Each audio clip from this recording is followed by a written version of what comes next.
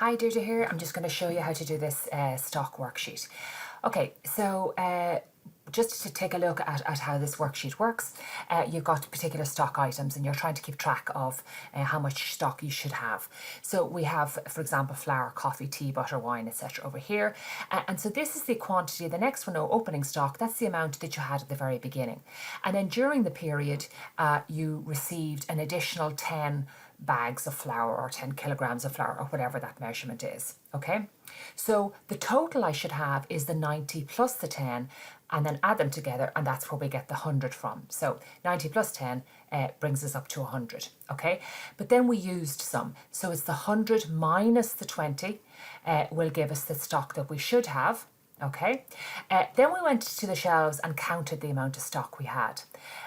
So it's going to be what we have less what we should have, and that's what this theft or wastage is going to be over on this side. So just to make this a little bit easier to deal with, one of the first things I'm going to do is I'm going to wrap text the headings up the top here. So I'm going to select these across here like this. Okay, just the ones I want to do it to, and then I'm going to select wrap text up the top here. So I'm going to hit on wrap text, and now I can see clearly what the headings are.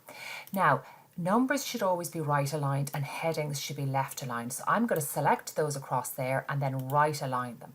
And now you can see, for example, opening stock is sitting nicely on top of the 90 over there. So that's fine. I can kind of see clearly what I'm working on now. So I'm going to click in here.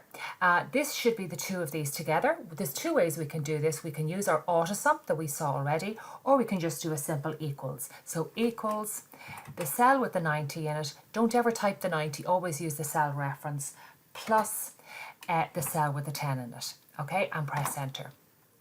I'm happy with that, that's correct. Only ever do one formula and then use the black cross. So you move your mouse onto that little square in the bottom right hand corner, wait until your mouse turns into that fill handle, that black cross, and click and drag down. Okay, and then the formula follows down. Okay, so let's move across then. So the stock that should be left. So we had 100, we used 20, so it's going to be the 100 minus the 20. So start off with your equals the cell with the 100 in it, which is D3, minus the cell with the 20 in it, which is E3, and press enter. So that's right, 100 minus 20 is 80, that looks good. Click on the cell with the 80 in it, move to the bottom right hand corner, wait to click until you see the black cross, and then click and drag down. Now you'll notice I'm not going the whole way down to the total, we'll do the totals afterwards. Okay, so we should have 70 on the shelf, but when we looked at the shelf there was only, we should have 80 on the shelf, but when we looked at the shelf there was only 70. So we're going to say equals what we found, which is 33, minus what we should have found, or what should be there. Okay, and you can see we're short 10, okay, and then we just click on the minus 10 and get our fill handle and drag down. So then we click down the bottom, we're going to do our totals, we select the bottom cell, we click on our autosum and we click on correct, and then we get our fill handle, get the black cross, click and drag across. And that's so our numbers are all correct. Okay, so we're going to select the area here and put some borders on it. And don't be sloppy, don't select too many cells, just select exactly the cells you want to put borders on. Click up here, and I always do the same here. So I click on here, I go all borders, I come back in again, and I go with a thick outside border. So we want to show clearly the cells that we have calculated versus the cells that have been typed. So let's just select all of the cells like this.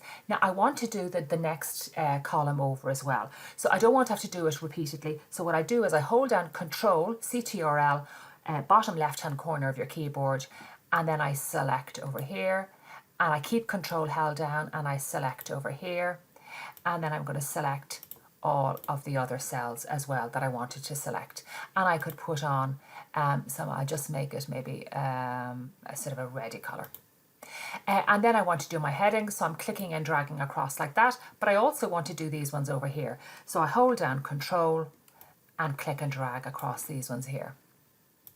And then I could put on some colouring on those. Now, so for example, there's a bit too much space in here. We could click and drag it back, or we could double click on the line in there. Okay, that looks fine. Opening stock, maybe make it a bit tighter.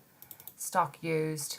Stock that should be left, it's a bit stretched out, so I could click and drag it and maybe make this a little bit wider. Okay, now we've got too big of a gap over here. I could double click on the line in there and now it fits in.